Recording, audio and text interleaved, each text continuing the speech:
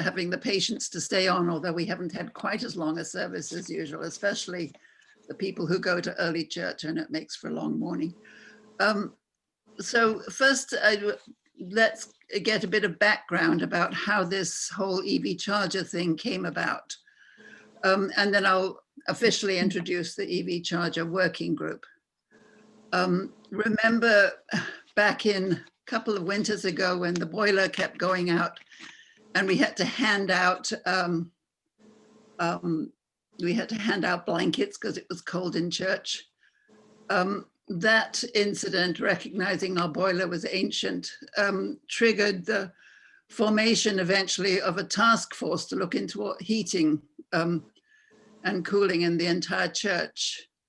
And this was the Heating, Ventilation and Air Conditioning Task Force, known as HVAC.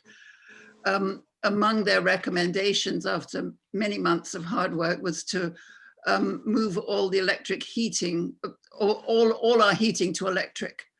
And in the course of their research, they learned about the city of Palo Alto having a very strong commitment to getting more and more people onto electricity and reduce greenhouse gas. It's their famous 80-30 plan, which means it's a very steep target of reducing CO2 emissions 80% by 2030, which is just 10 years at time. So part of this plan involved offering rebates to non-profit organizations, among other places, that would be willing to install EV chargers in their parking lot. So when the HVAC group wrapped up their task, their hard work, they made a recommendation to session that, first of all, the details of HVAC implementation be taken up by the facilities group, and then that a working group be formed to look into EV chargers and also solar.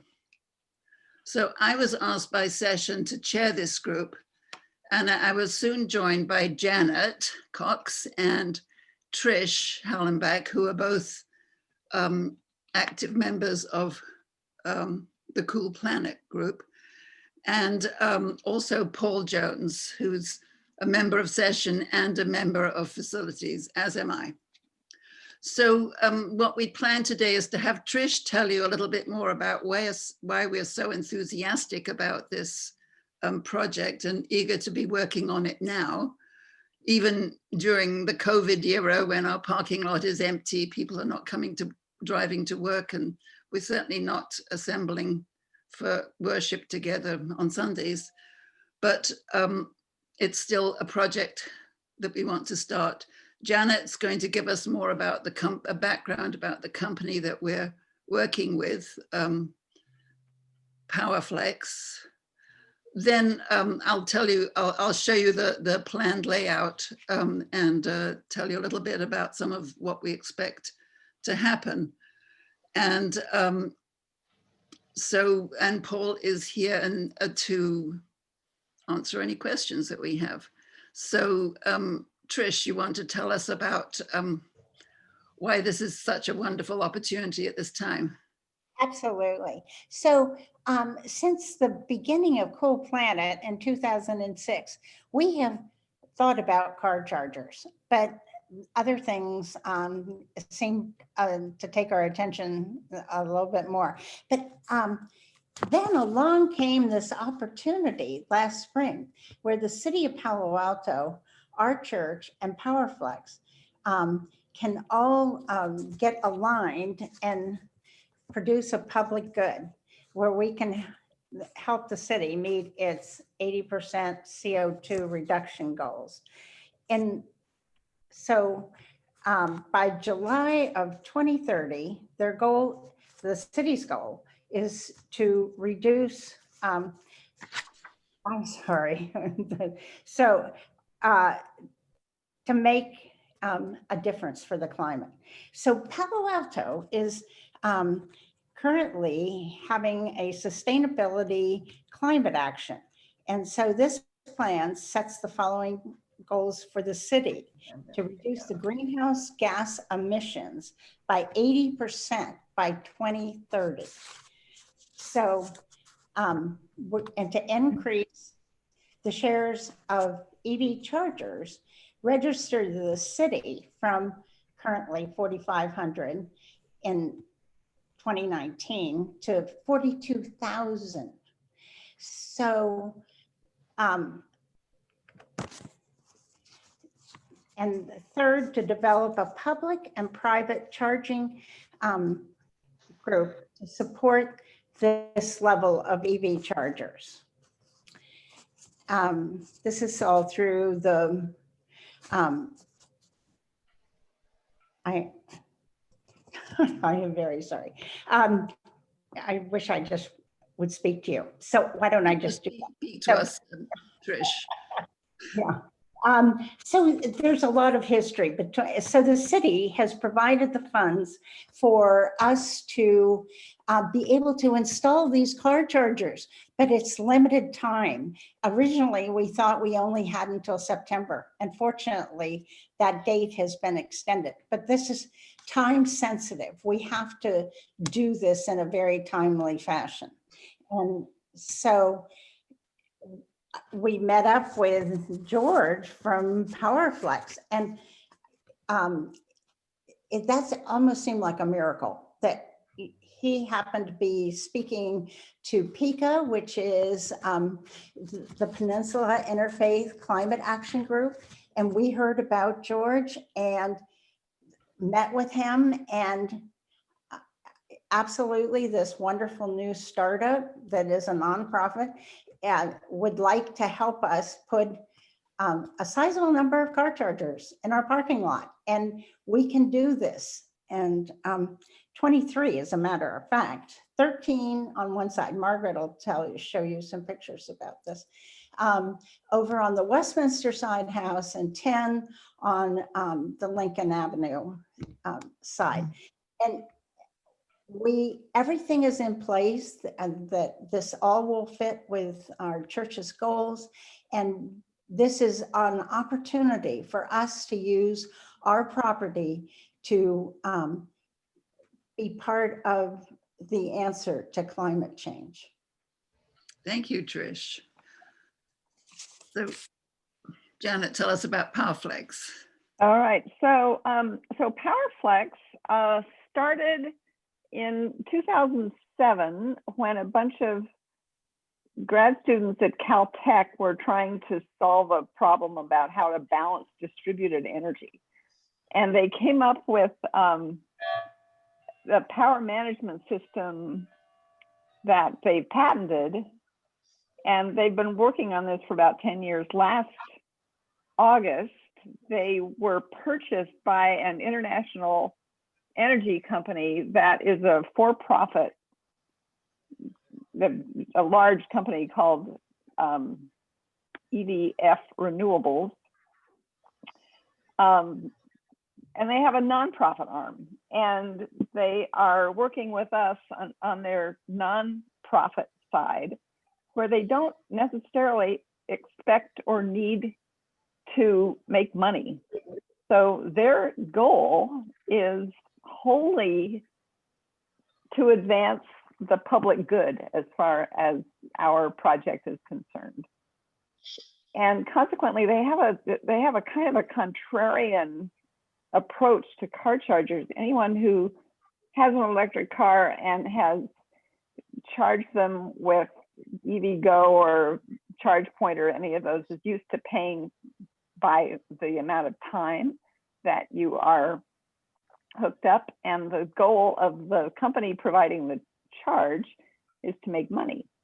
But that's not the way PowerFlex works. PowerFlex charges for the amount of energy you put into your car over however long you're parked there, wherever you are.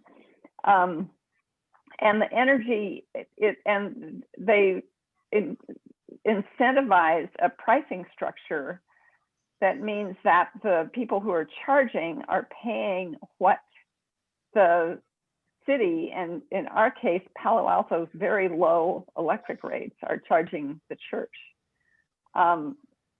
They install a huge number of chargers so that there isn't pressure on people to move their car when it's charged up. They're talking about 23 chargers in our 2 lots for starters, and they figure that's enough that we can designate a few of them as reserved for car charging, but mostly they're just going to be parking spaces. And the expectation is that over time, more people who park there will have electric vehicles. So it's a very odd, constructive, refreshing kind of approach that this company takes, and they have installed large numbers of chargers. They just put in 40, I think, at Colomet. They have a contract with the city to put chargers in all of the city garages in Palo Alto. When we went to that PICA meeting, we heard someone talking about how they were installing chargers at Los Altos High School, and they have chargers at Gunn. I mean, they're really all over the place, and they're based in Los Altos.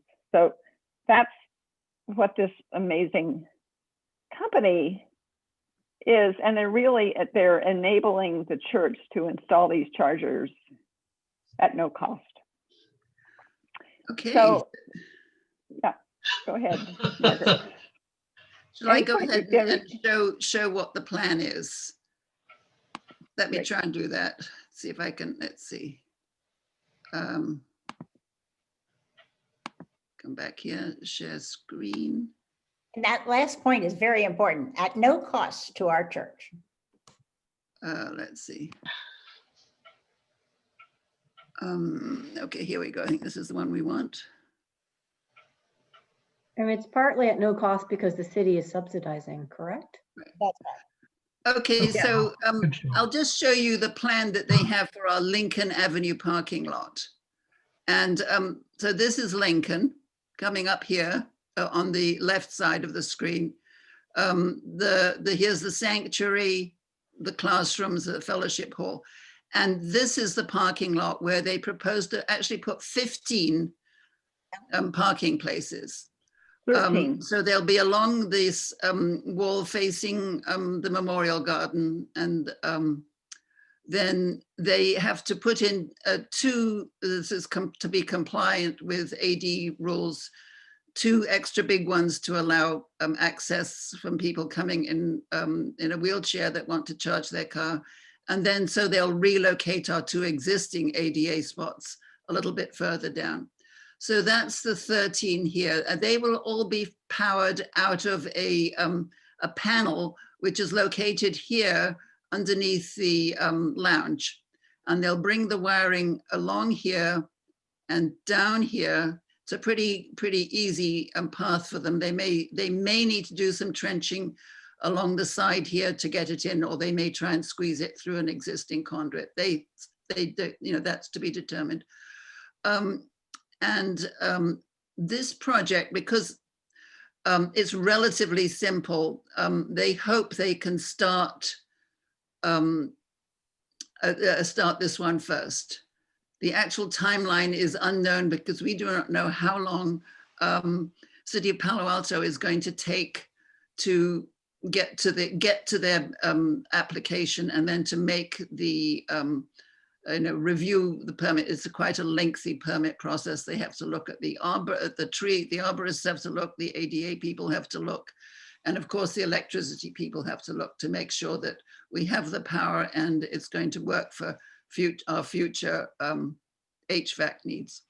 Anyway, so that's the Lincoln house, the 13 here. Now, I won't show you the separate, but they gave us a separate drawing for, here's Westminster House on the plan on the right-hand side. This is Kingsley. And they are planning to put just 10 parking places, EV charging places here. Some of them will be along facing out on Kingsley, and there'll be 3 fronting into, at this end, into Westminster House. So that's what the general layout is. Now, this project is a bit more complicated because it's going to draw off a separate transformer that's located on Kingsley Avenue, and that transformer is already overcommitted. Its power is having to be shared by several adjacent neighbors, and the city will definitely have to upgrade it for our purposes. And of course, that's part of why they're supporting this. They want people to go electric, so they will do it, and they will pay the costs of doing that. But that will all take much longer. George Lee seemed to say it'll be at least a year before we can start on that one. So let me see if I can give you the next picture, just to show you what the charges are like. Now, how do I do that? Okay.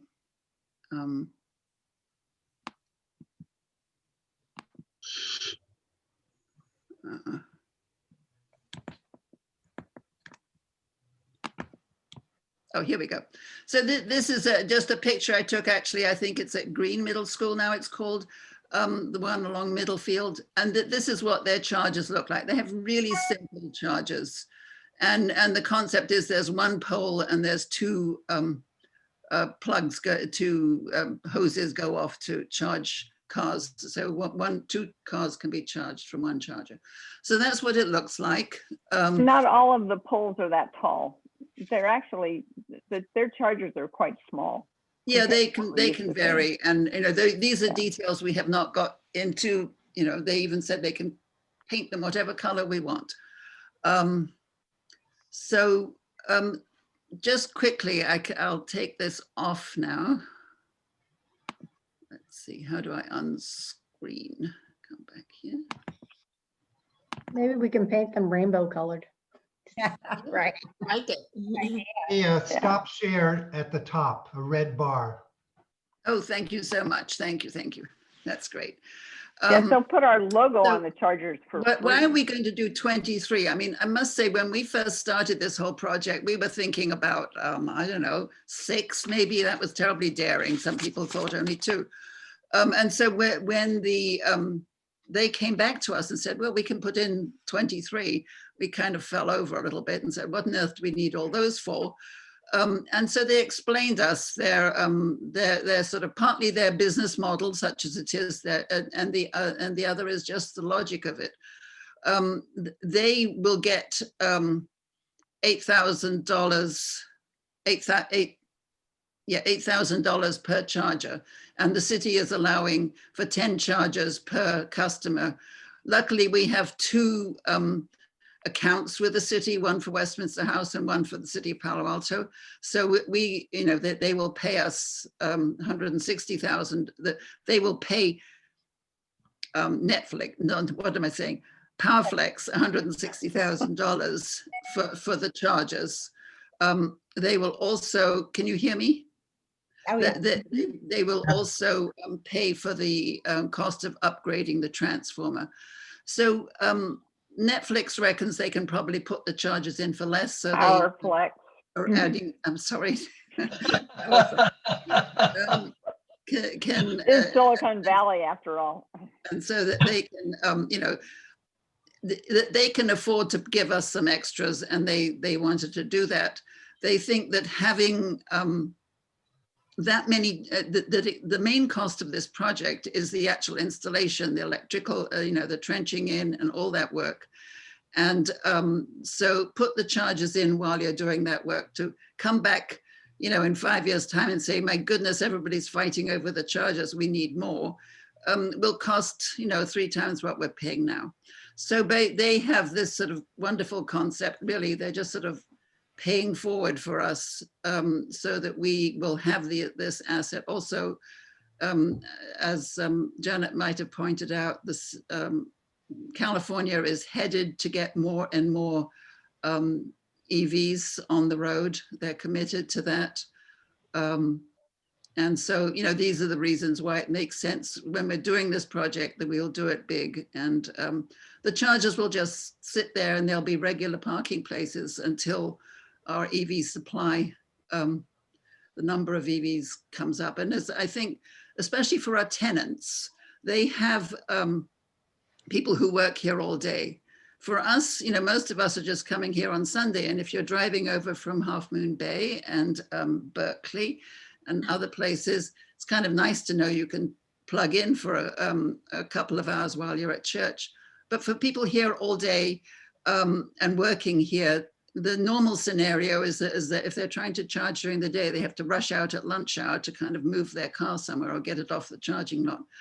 There'll be plenty of chargers here and they will be able to leave them there. That's kind of what the expectation is with this model, to you can just park there all day.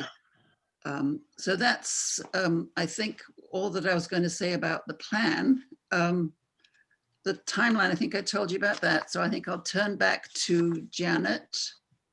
Well, just a couple points about how we use how people will use the chargers. How we're going to manage this is that we were very clear from the outset that we needed to find a plan that was not going to add to the office's workload. We can't have all sorts of people, banging on the office door and saying, how do I connect to this charger?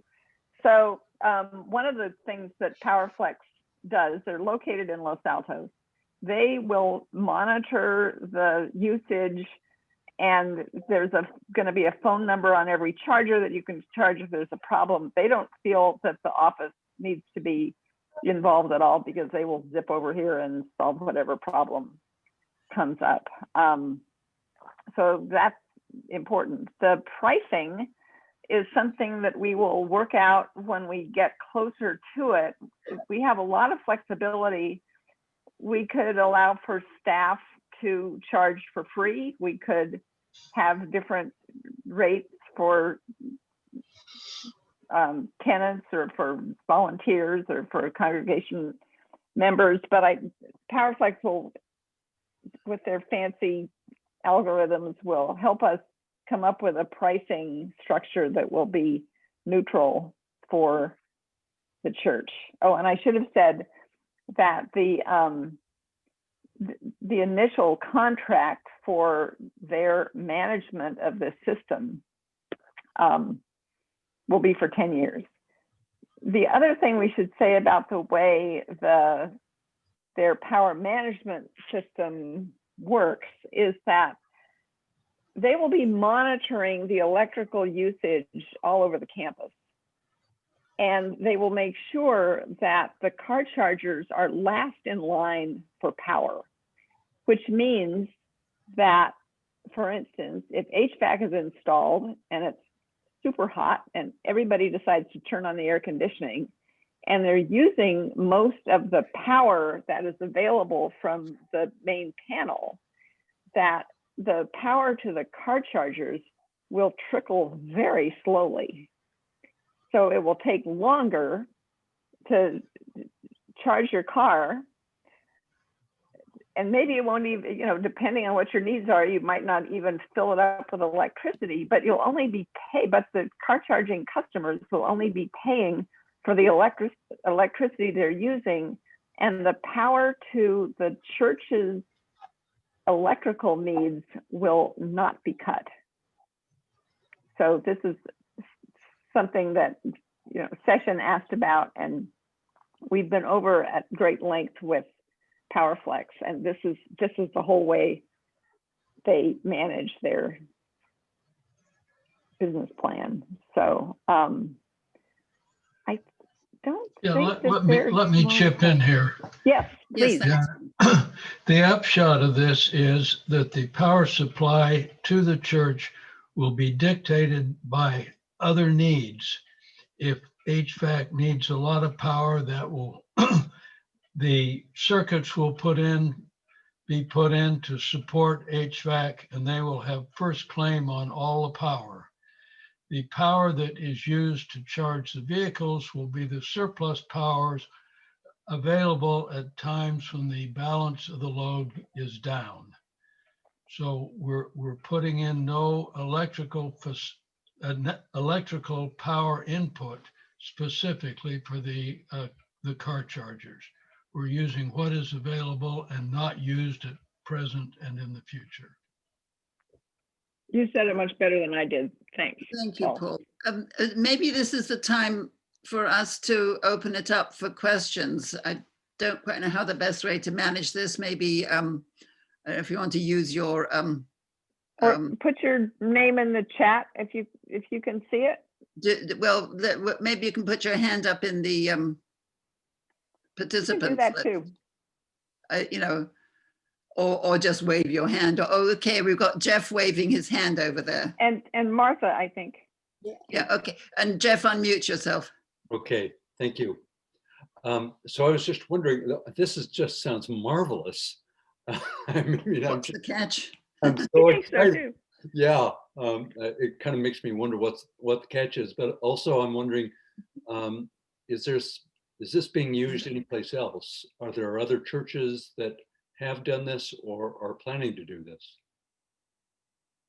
Well, they've certainly been used extensively. Los Altos High School is the one of the places where they initially did this on a nonprofit basis, and they're incredibly enthusiastic about it. Oh.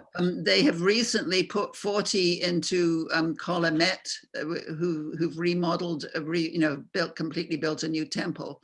Mhm. But because I think they just finished a couple of months ago, and there's very low usage. That's the problem right now. They put it in the schools. They've got it in Palo and Gun and the middle school, but again, because people are not going, this is a very difficult time to see. Everybody that we have spoken to about the company speaks very highly of them.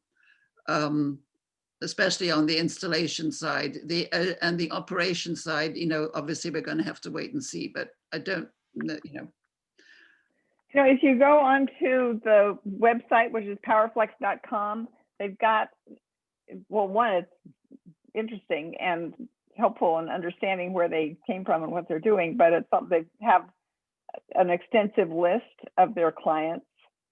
And they have both nonprofit clients and for-profit clients, and there's some very big companies and some big churches, but their intention wherever they work is to install the greatest number of chargers that available subsidies will support, and subsidies have been pretty high right up until the current budget crunch. So. right. So I'm just this is Lee, I would actually join into the answer. Yes. Which is they've mostly done very large installations. I'm guessing that 23 will be the smallest they've done. And they've done University of Santa Barbara, University of San Diego, and they do very large scale implementations. The catch of how it is that it's free is they take whatever our carbon offsets are generated by people charging at the chargers, and we basically assign those carbon offsets to them for them to make money off of the sale of the carbon offsets.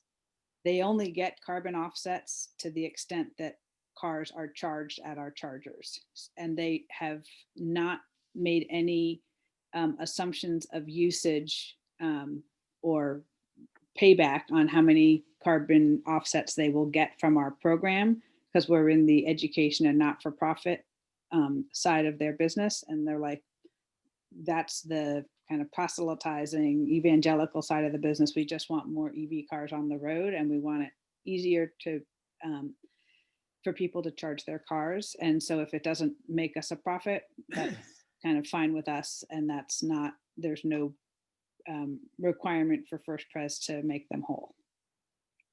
Thank you, Lee. Lee. Sorry, I'm reading Kathy and seeing Lee. I'm at Kathy's computer. I know. So I saw that, did Martha have her hand up? Martha, Yeah. I was actually going to say the same thing that Leah said, because I watched that hour video and I kept wondering, wow, this is too good to be true. It's everything we need and no danger to us. The only thing is that we would be losing the opportunity to make money on the carbon offsets that clearly PowerFlex is interested in. They think those offsets are going to increase over the next 10 years and they're going to make money on it. So they're invested in having as many parking places as they can.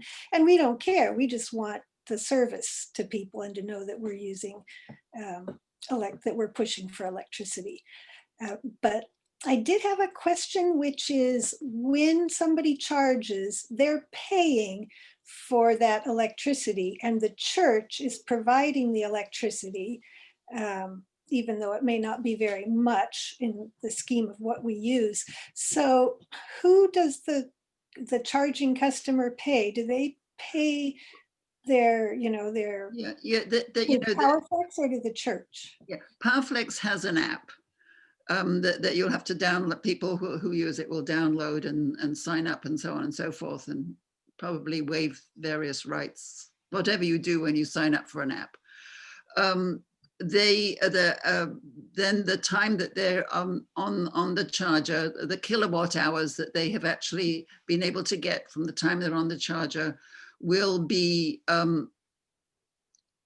charged to our electric meters, but the accounting of it will go to PowerFlex, who will collect the money. They will collect the money from the customer.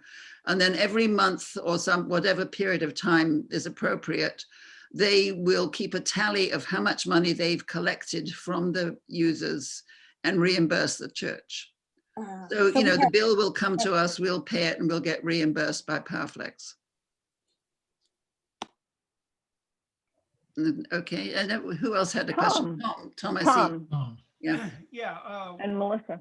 You answered part of the question of how do you pay. The other part of it, I've noticed, I have a hybrid, and I oftentimes pay more for electricity for the charger than it would cost me for a gallon of gas to charge up. And so that's a deterrent for people who have hybrids. When you have to pay more for the electricity per mile than you would with gas. So I was just curious what the charge rate is and if they plan to keep it underneath that of a gallon of gasoline. Do you want to answer that? Let me say, I have a Tesla that I've had for about 10 months now, and I have a charger installed in the house. And using PG&E rates, it costs me about $3 for 100 miles of driving. So if you look at that in terms of miles per gallon, it's pretty cheap transportation. Yeah, and Tom, so I have a Bolt, and I made a long fraught trip to Southern California a while ago. It cost me a fortune to charge it at EVgo because their rates are so much higher than electricity. But PowerFlex is committed to the lowest possible rate, which is the rate that the city of Palo Alto charges for electricity for us, because their goal is to build EV adoption. And they actually have stats that say whenever they install chargers in a location, that the EV adoption rate among whoever parks there normally goes up. But this will, it's just completely different from EVgo or ChargePoint or the potentially very expensive charging companies that most of us are used to using. So you may want to come over and charge at church. As I recall on the video, they said the church can set their rates however they want. So if it's a high use period, we might want to go up to discourage, too many people from wanting to use it. If it's a low use time, we may want to, not go above what the church is paying and just give it as a service. Well, I don't remember if George said it at that time, but what their arrangement is that if one of their nonprofit charging customers decides that they can make money on charging and up the rate, that PowerFlex docks that 50% of that overage, because they want the rates to be as low as possible. Yeah. So it's kind of remarkable. Well, Melissa had a question. Yeah. And then Pat. Melissa and then Pat. And there's also Cindy Chinley. So we both had our hands raised in the Oh, okay. participant list.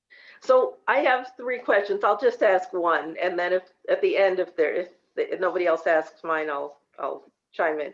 So how do you, so I think this is fabulous. I am so excited. I am so happy that there's a way that this is going to happen, because I'm sure it will now, but how do you control usage?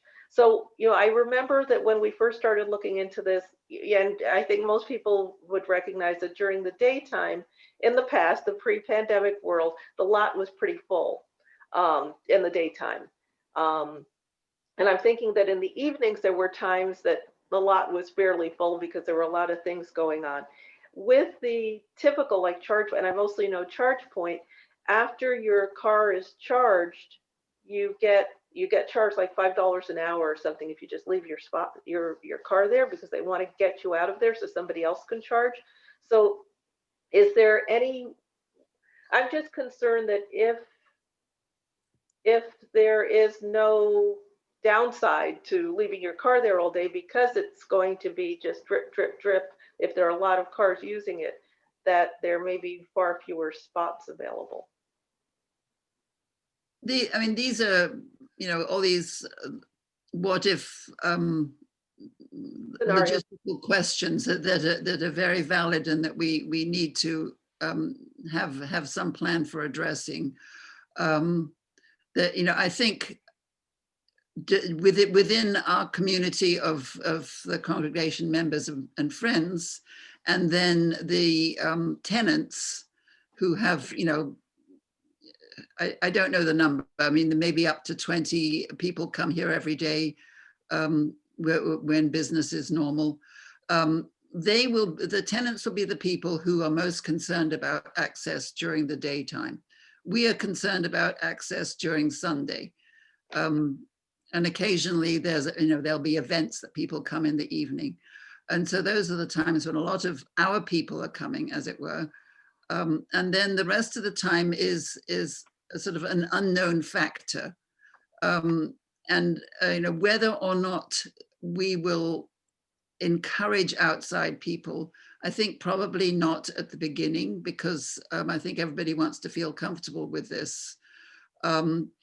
If we find out that in fact, because the change in work practices is so persistent and fewer people are actually coming to work, and the chargers are just sitting there unused day in, day out, it would be reasonable to offer them as a facility for the community.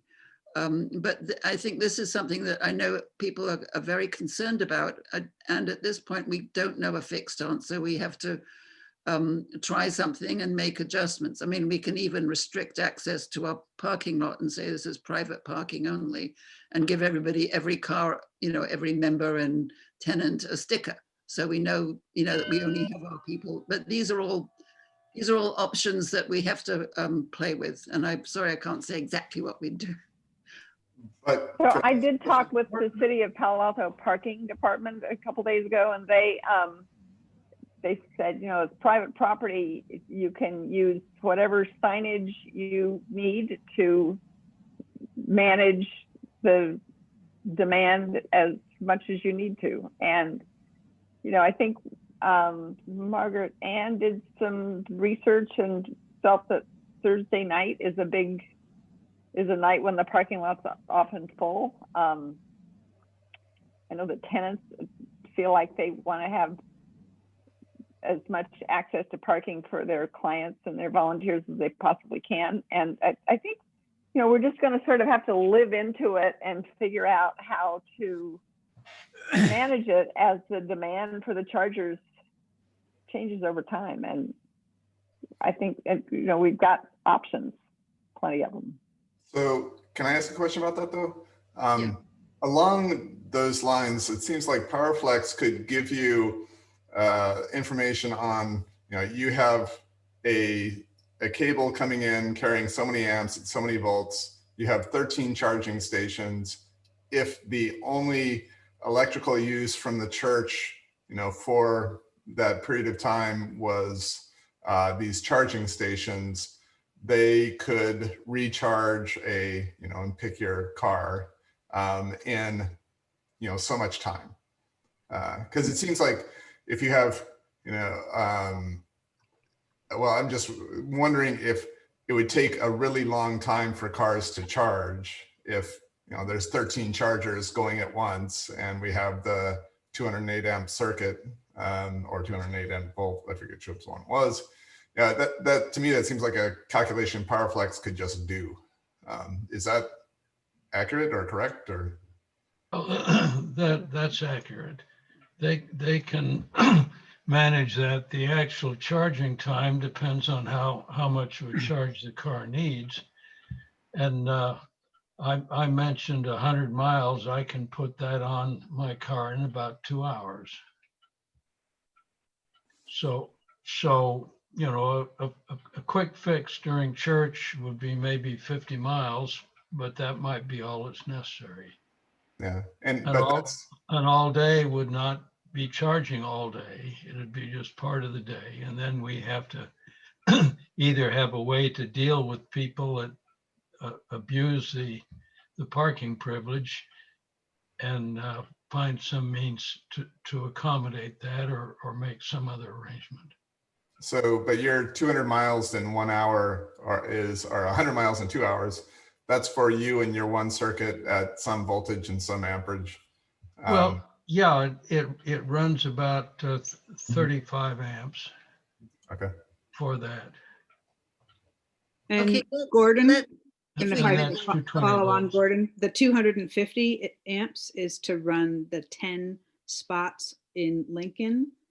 The ones that are 13 that would be on the Kingsley side by Westminster House would be run off of a different panel. Yeah, well, and actually it's 13 by Lincoln in the document that Margaret showed. Yeah, that's right. That would be a different panel, but it's 13 coming off of one and, 10 off the other, yeah. And there's Let's see if there's questions about other things than the amperage, which gets very technical. Yeah, okay. Tom. Yeah, you're right.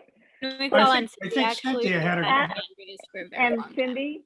Yeah, I had a question that if it were a super hot day and the church itself, the facility was using up a lot of the electricity and the EV chargers were getting the second tier or demand, I guess I would have some concern as an auto driver that my car is going to get enough charge.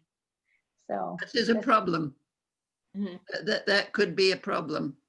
Yeah. But you will only be charged for the amount of electricity you get, not how long you're sitting there waiting for it.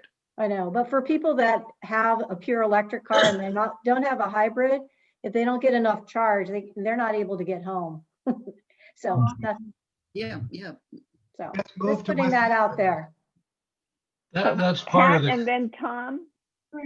Yeah, I just kind of wanted to comment on what Tom said. I've had my Fiat for almost 5 years. The birthday's on Halloween. And I had done some calculations a while back that it was kind of the equivalent of paying $2.40 for gas, a gallon of gas, which is lower than prices around here have been for a while. And that's with, I don't have any special charger. I just plug into the wall at my house. So it takes overnight, but it works for me. And when I'd been working with ChargePoint when we were talking to them about maybe putting a system in, they recommend charging twice what the city utilities charge. So I have been known occasionally to use ChargePoint, like over at the Congregational Church, because I need a little bit more charge quickly. So at that point, I'm paying twice as much for ChargePoint. So it sounds like PowerFlex is saying I'd pay just as much as I'm paying at home. Yeah, my comment about paying too much for the electric was a charge point station at a park where my company was located. And they were obviously, everybody was trying to make a profit off of it. By the time they got done, I'm asking myself why I'm even bothering to charge.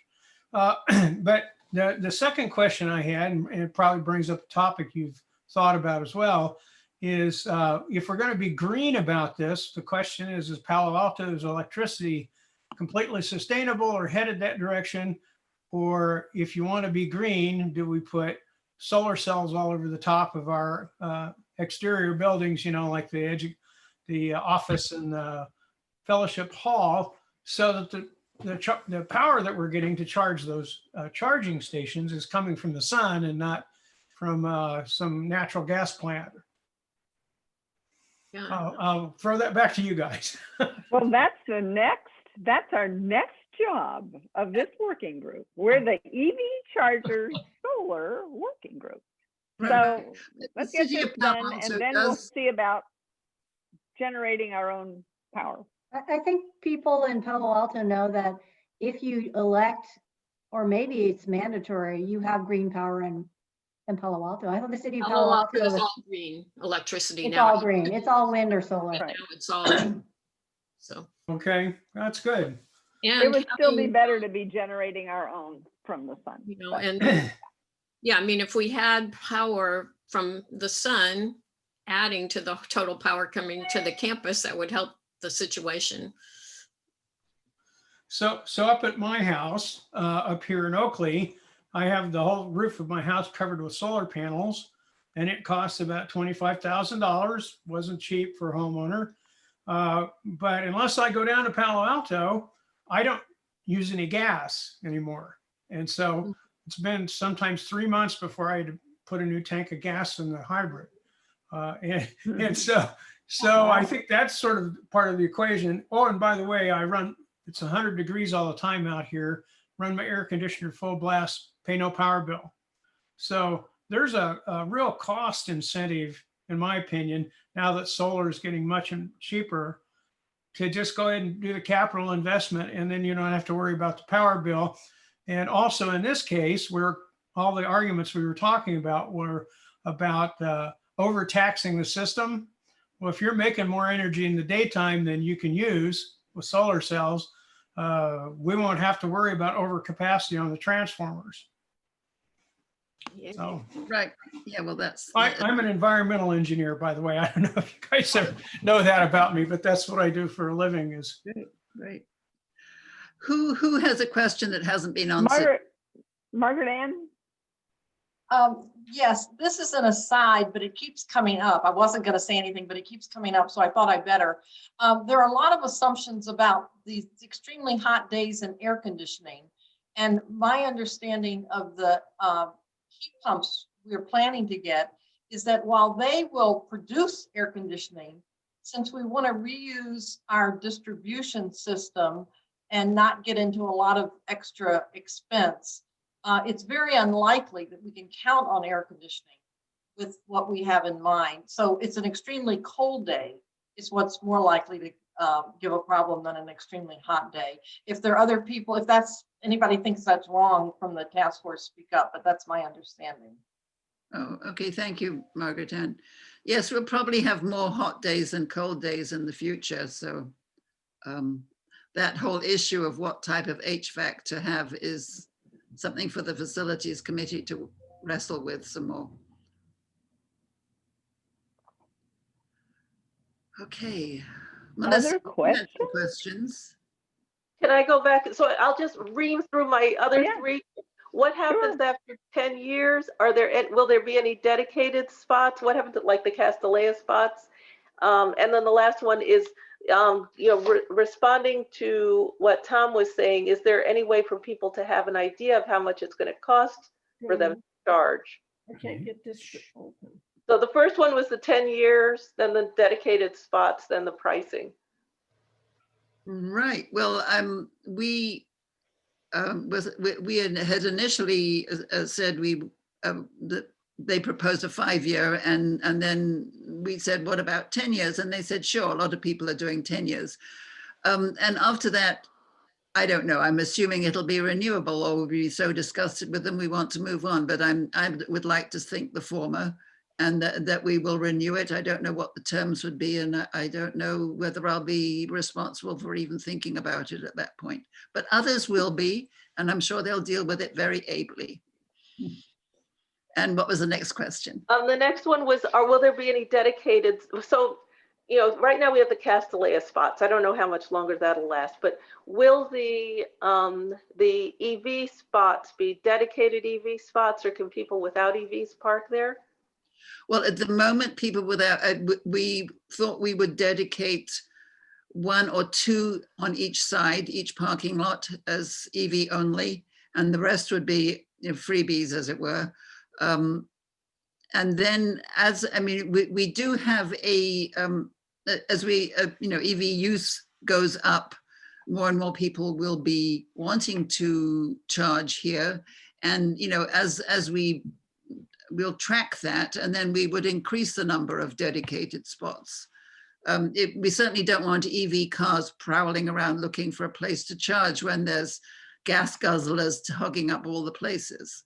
So, you know, we have to keep an eye on that. And we do have a survey that was, we encourage everybody to answer, because we want to find out exactly how many people currently have EVs and how many are thinking of getting them in the next 2 or 3 years, because that will definitely impact, you know, the demand for the chargers. Okay. As to the dedicated parking places to Castellea, that is currently under discussion. At one point, they were looking to expand the number of spaces they had, but now as they continue to wrestle with the city over what they're allowed to do, their view changes up and down almost weekly. So that's an issue that will need to be resolved, but it's not an issue that is ready for resolution. Okay. I have a question regarding the contract. Is there an escape clause going to be in the contract for the church? If something disastrous happens, we can no longer fulfill the contract. What is the escape? Yeah, I don't know what you mean by what would we want. I don't know what disasters you're thinking of. Could you be more specific? If I knew what disaster was in the future, I would. Well, is there any lower level that we have to meet? The question is, we're on a contract for 10 years. Right. There's a big assumption in that. I'm assuming that we're all around for 10 years. The church is still going to be there. We're not facing any major disaster which would change that. But should that happen, is there any escape clause for the church in the contract? There's very little at the moment as the contract is, and as they have committed to us, there is very little to escape from. I mean, sure, we'll have their horrible, ugly metal things sitting in our parking lots, but if nobody wants to drive EV cars anymore, they'll just be there. I suppose we could pay to have them all pulled out. I mean, I'm trying to think of what else. I mean, a lot of people have been concerned that because their model is to be funded by carbon offsets, and if our demand doesn't meet the expectation, or B, California stops doing carbon offsets, then they have said that, you know, that's not a problem. They'll just have to eat the loss. So apart from that, I mean, I know that before we get started, we have not yet signed a contract. We've had the contract reviewed by Craig Nordland, and we've made some small changes to it to make things more explicit, like that point about the offset benefit. You know, we can cancel the contract before they get started if for some reason or other we get cold feet after we've signed it. You know, and so there's things like that. But what we do with it in 3 years' time when everything seems difficult, I have no idea. You know, I think, Dave, that's a good point. And when we won't have a final contract until after the permitting is organized in case the plans change. So when we do have a final contract, and that goes back to Craig or whoever the session things should be reviewing it. I'm sure, you know, that's, I think that's something we can look at. I don't have it in front of me at the moment, and so I don't remember whether there's an escape clause in there, but it seems logical that there would be a way for either one of us to cancel for cause or not for cause, and we just need to be sure that that's satisfactory to the lawyers who are going to be looking at this. That was just my only concern. Yeah, thank you. Jeff. Oh, yeah. Yeah, I was just wondering, and maybe Paul referred to this, I wasn't quite sure, but I'm just wondering how having all of these stations would impact our renting out of reserve spaces to people who use the parking lot during the week. Well, I think Paul talked about Castellea School. But there are others that use the reserve. Right. And we are in conversation with the tenants, and that they are aware of the general outline of the plan, and we'll be continuing to have conversations, you know, as we get closer to actually implementing. Remember that the Kingsley side implementation is probably not going to be for at least a year. So, you know, there's quite a bit of time to kind of review issues and have a better sense of where we all are in what hopefully will begin to be a post-COVID world. So you were talking about unforeseen disasters, and one classic is called force majeure, which there should be a clause in the contract for that, meaning some natural situation beyond anyone's control.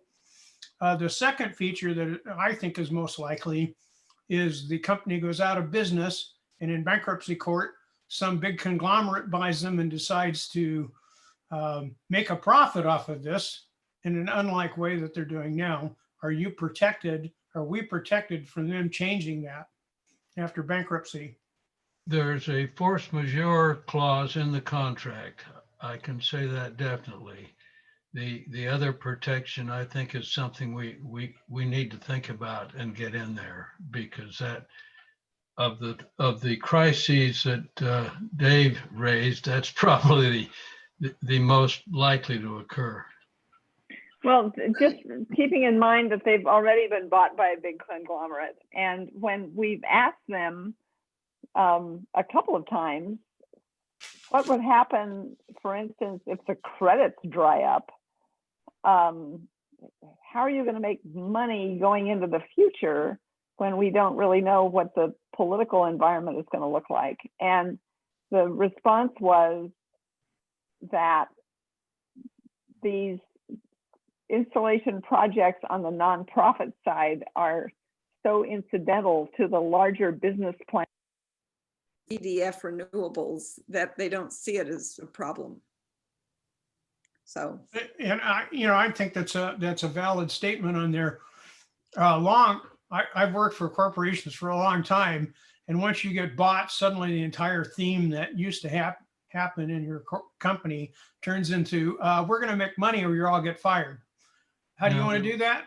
You know, and then it turns ugly really quickly, and unless you have legal protection for that, we could have a very different contract 7 years from now than we think. That's a good point, Tom, and obviously thank you for raising it, because we need to make sure that that's incorporated in the final thing. Good. Any more questions? Okay, well, as Janet said, and Martha is a wonderful example. Thank you, Martha, of having actually listened to the George Lee's presentation to session last month. It was, you really get a sense of his, he's a sort of humble, man of great integrity, and also, the way they think about it and some of the more technical things he goes over there too. So it's certainly worth an hour if you have it, or just even part of that time. He first of all gives a presentation, and then he answers a lot of the questions from session. so many of which you have also raised and we've gone over, but still get it from the And horse's also, mouth. we've got the survey. And Yes, we'd the love to survey. have So people I fill think out we the have, survey. what, 23 people have replied already, but you know, even though you don't have a charger or a car, the EV car, please answer it, because it really will help us get a sense of, you know, what the future demand can be. I just put the survey in the chat, and I just wanted to say thank you. This is tremendous. I am so excited. What a good job you've done. Well, thank you. You know, it just fell into our laps. Well, I don't think we don't get much credit. We just sort of sat here and received this amazing opportunity. So that's right, Janet, yes. it's amazing. Is there a clap hand thing? No. Well, I just want to also say, from the very time I joined the church and heard about Cool Planet, we spent a lot of time picketing at Chevron, and I said, why aren't our roofs lined with solar panels and car chargers? And so this is a good first step. Because that you know, when our actions speak louder than our words, now we're really getting somewhere with influence, I think. So thank you for doing this first step. Stay tuned. Thank you. Gail has her hand raised. Well, I just wanted to thank you too. And this has been a long time process. And I want to thank Peninsula Interfaith Climate Action for calling this to our attention too. And I heard the presentation, and it was very exciting. This information was passed on to the subcommittee, and they delved into it deeper. So this is something I feel very passionate about too. And it's known in the community, and other faith communities are looking at this too. So anyhow, and we're up there in the queue, I think, with the city, and Janet can correct me, because the city knows we've been interested in this for a long time. So I just want to thank everybody and the work that's been put into this over the years, starting with you know, somebody who is no longer able to service in that in the capacity he was in the past is Bob McDonald too. So he was involved way back when. But this sounds really good to me. So I wanted to thank others too, and thank the committee. And I do appreciate all the questions too, and that I had the legal in my mind too, and that you consulted with Craig, because I think that's all really important too, the questions that Dave raised and others raised.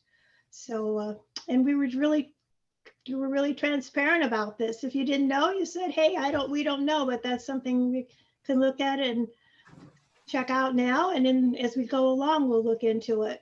So thank you to everyone.